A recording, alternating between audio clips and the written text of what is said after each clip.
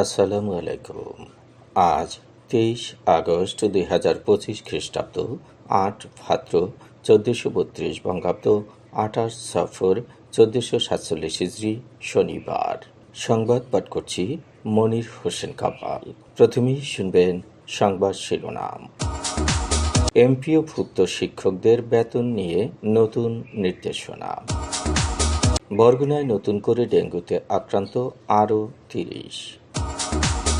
বরগুনা বাকেরগঞ্জ বরিশাল মহাসড়ক 4 লেনে উন্নীতকরণের দাবিতে মানববন্ধন।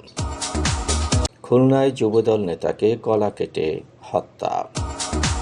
চকরিয়া থানার ভিতরে যুবকের আত্মহত্যা। ডাকাতি মামলার 2 আসামি গ্রেপ্তার।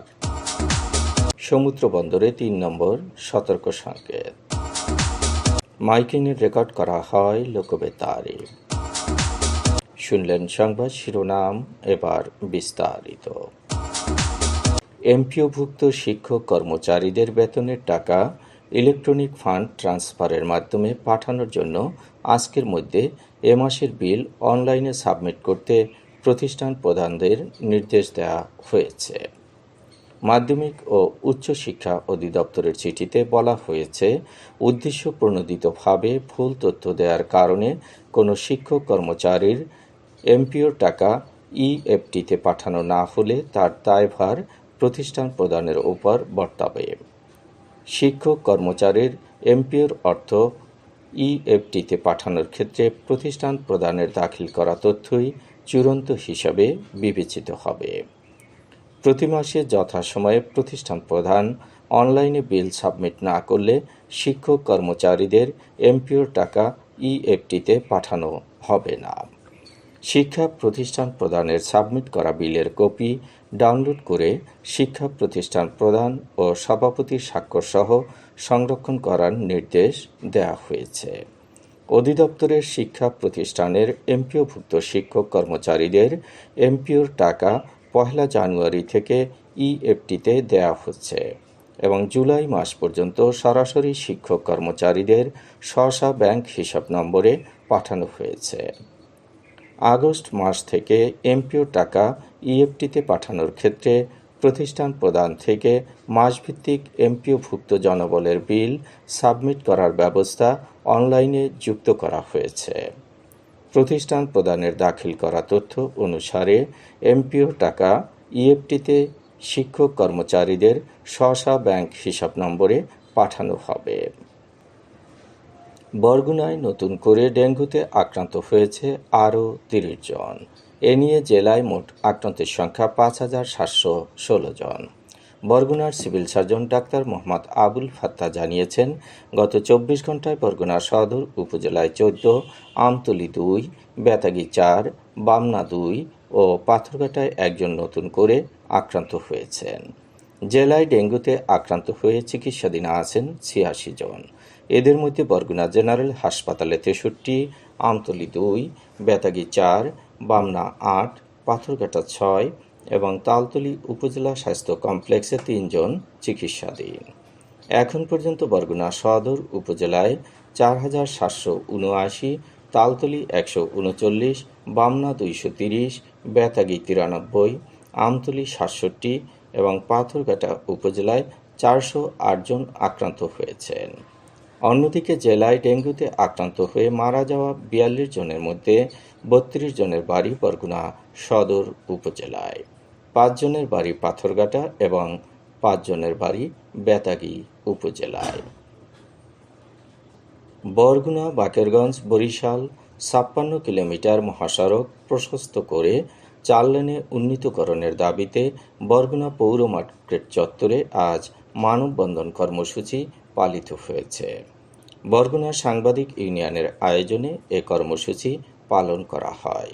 কর্মসূচিতে বিএনপি, ইসলামী আন্দোলন বাংলাদেশ সহ বিভিন্ন রাজনৈতিক সংগঠন ও সামাজিক সংগঠনের প্রতিনিধিরা অংশগ্রহণ করেন।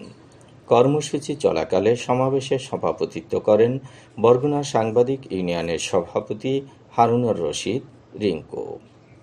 বক্তারা বলেন, অপ্রশস্ত রাস্তার কারণে প্রতিনিয়ত দুর্ঘটনা ঘটছে। আঁকাবাঁকা রাস্তাকে সোজা করে 4 লেনে উন্নীত করতে হবে। খুলনার ডুমুরিয়ায় নিজের বাড়ি থেকে যুবদলের এক নেতার গলাকাটা লাশ উদ্ধার করেছে পুলিশ। শুক্রবার রাত 3:30টার দিকে 18 মাইল এলাকার সৈয়দ ঈসা কলেজ সংলগ্ন বাড়ি থেকে লাশটি উদ্ধার করা হয়। নিহত ব্যক্তির নাম মোহাম্মদ শামীম। তিনি সাতক্ষীরার তালা উপজেলার উথুলি গ্রামের মৃত আব্দুল গফফার শেখের ছেলে। তিনি ইসলামকাঠি ইউনিয়ন পরিষদের সাবেক সদস্য ও ইউনিয়ন যুবদলের যুগ্ম আহ্বায়ক ছিলেন। দীর্ঘদিন ধরে ডুমুরিয়ার 18 মাইল এলাকায় নিজের 3তলা বাড়িতে সপরিবারে বসবাস করতেন শামীম। তিনি কীটনাশকের ব্যবসা করতেন। শামীমের মা রাশিদা বেগম বলেন, প্রায় 25 বছর আগে সাতক্ষীরার তালার উথলি থেকে 18 মাইলে আসেন তারা। তাদের 3তলা বিশিষ্ট বাড়ির নিচতলায় ভাড়াটিয়ারা থাকেন, 2য় তলায় থাকেন শামীম ও তার পরিবার। ভবনের 3 তলায় কেউ থাকে না। রাশিদা আরও বলেন, প্রতি রাতে তাদের বাড়িতে বহিরাগত লোক আসত। তারা সবাই নেশা করত, ঘরে সাউন্ড বক্স বাজিয়ে আনন্দ উল্লাস করত। সেখানে পরিবারের কাউকে যেতে দিত না শামীম। গত রাতে বন্ধুরাই তাকে হত্যা করেছে।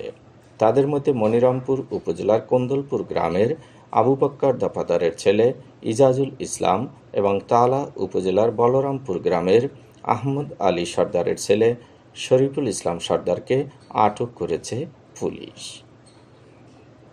কক্সবাজারের চকরিয়া থানার হাজত থেকে এক যুবকের ঝুলন্ত লাশ উদ্ধার করা হয়েছে। গতকাল ভোর 4টার দিকে তার লাশ উদ্ধার করে পুলিশ। পুলিশের দাবি, ওই যুবক থানা হাজতের ভেতর গলায় ফাঁস লাগিয়ে আত্মহত্যা করেছে। নিহত যুবকের নাম দুর্জয় চৌধুরী। তিনি চকরিয়া পৌরসভার ভরামুহুরী এলাকার কমল চৌধুরীর ছেলে। চকরিয়া সরকারি উচ্চ বিদ্যালয়ের অফিস সহকারী কাম কম্পিউটার অপারেটর পদে চাকরি করতেন তিনি। বিদ্যালয়ের ভারপ্রাপ্ত প্রধান শিক্ষক রাবেয়া খানম থানায় অভিযোগ করেন, দুর্জয় চেক জালিয়াতির মাধ্যমে ও নগদে 2,83,000 টাকা আত্মসাৎ করেছে। বৃহস্পতিবার রাতে দুর্জয়কে পুলিশে সোপর্দ করা হয়। রাতে থানার গারদে দুর্জয় গলায় ফাঁস দিয়ে আত্মহত্যা করে। ডাকাতি মামলার আসামি সলেমান হাওলাদার ও সুমন পেদাকে গ্রেপ্তার করেছে র্যাব। সলেমানের বাড়ি তালতলির পচাকুরালিয়া ইউনিয়নের বড়পাড়া আর সুমন পেদার বাড়ি বেথিপাড়া। গত 26 জুলাই রাতে মালয়েশিয়া প্রবাসী নজরুল পাটোয়ারির বাড়িতে ডাকাতি হয়। ডাকাতরা নগদ 2,94,000 টাকা সহ 11.5 লাখ টাকার মালামাল নিয়ে যায়। নজরুলের স্ত্রী মনিকা বেগম বাদী হয়ে তালতলি থানায় মামলা করেছেন। ওই মামলার আসামি ডাকাত সর্দার সলেমানকে বৃহস্পতিবার রাতে এবং সুমনকে গতকাল গ্রেপ্তার করেছে র্যাব সদস্যরা। মাইকিংয়ে রেকর্ড করা হয় লোকবেতারে। সুমধুর ও সুস্পষ্ট কণ্ঠে মাইকিংয়ের জন্য লোকবেতারের বিকল্প নেই। লোকবেতারের সাউন্ডপ্রুফ স্টুডিওতে করা হচ্ছে গান ও নাটকের রেকর্ড। সেই সাথে লোকবেতারে নামমাত্র টাকায় প্রচার করা হচ্ছে বিজ্ঞাপন। 15 সেকেন্ডের বিজ্ঞাপন প্রচারিত হচ্ছে 500 টাকায়, 30 সেকেন্ডের বিজ্ঞাপন 1,000 টাকা, 45 সেকেন্ডের বিজ্ঞাপন 1,500 টাকা আর 1 মিনিটের বিজ্ঞাপন প্রচার করা হয় মাত্র 2,000 টাকায়। নির্ধারিত টাকার বিনিময়ে প্রতিদিন কমপক্ষে 5 বার করে পুরো 1 মাস বিজ্ঞাপন প্রচার করা হবে। মাইকিং ও বিজ্ঞাপনের জন্য যোগাযোগ করবেন 0-177-55-66-445 নম্বরে। এবারে শুনবেন আবহাওয়ার খবর।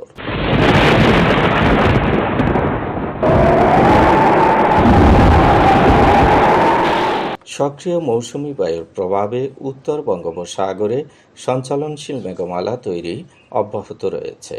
মৌসুমি বায়ু বাংলাদেশের উপর মোটামুটি সক্রিয় এবং উত্তর বঙ্গোপসাগরে প্রবল অবস্থায় রয়েছে। চট্টগ্রাম, কক্সবাজার, মোংলা ও পায়রা সমুদ্র বন্দরকে 3 নম্বর স্থানীয় সতর্ক সংকেত দেখাতে বলা হয়েছে। উত্তর বঙ্গোপসাগর ও গভীর সাগরে অবস্থানরত মাছ ধরার নৌকা ও ট্রলারকে পরবর্তী নির্দেশ না দেওয়া পর্যন্ত উপকূলের কাছাকাছি এসে সাবধানে চলাচল করতে বলা হয়েছে। রংপুর, রাজশাহী, ময়মনসিংহ, ঢাকা, খুলনা, বরিশাল, চট্টগ্রাম ও সিলেট বিভাগের অধিকাংশ জায়গায় অস্থায়ীভাবে দমকা হাওয়া সহ বিদ্যুৎ চমকানো বা হালকা থেকে মাঝারি ধরনের বৃষ্টি অথবা বজ্রসহ বৃষ্টি হতে পারে। আজ দেশের সর্বোচ্চ তাপমাত্রা ছিল সৈয়দপুরে ৩৫ ডিগ্রি সেলসিয়াস এবং সর্বনিম্ন তাপমাত্রা ছিল সিলেটে ২৪ ডিগ্রি সেলসিয়াস। বরগুনার সর্বোচ্চ তাপমাত্রা ২৯.৬ ডিগ্রি সেলসিয়াস, সর্বনিম্ন ২৪.৮ ডিগ্রি সেলসিয়াস। আগামীকাল সূর্যোদয় হবে ভোর ৫টা ৩৮ মিনিটে। সংবাদ শেষ করার আগে শিরোনামগুলো আবার পড়ছি। এমপিওভুক্ত শিক্ষকদের বেতন নিয়ে নতুন নির্দেশনা। বরগুনায় নতুন করে ডেঙ্গুতে আক্রান্ত আরও ৩০। বরগুনা বাকেরগঞ্জ বরিশাল মহাসড়ক ৪ লেনে উন্নীতকরণের দাবিতে মানববন্ধন। খুলনায় যুবদল নেতাকে গলা কেটে হত্যা। চকরিয়া থানার ভিতরে যুবকের আত্মহত্যা।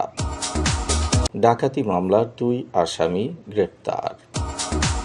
সমুদ্র বন্দরে ৩ নম্বর সতর্ক সংকেত। মাইকিংয়ের রেকর্ড করা হয় লোকবেতারে। সংবাদ শেষ করার আগে জানিয়ে দিচ্ছি লোকবেতারের সংবাদ জানানোর মোবাইল নম্বর। আপনার এলাকার গুরুত্বপূর্ণ সংবাদ জানাতে ফোন করুন 017755664445 নম্বরে। আর লোকবেতারের সাথে যুক্ত হয়ে গান শুনতে চাইলে SMS করুন 01782973478 নম্বরে।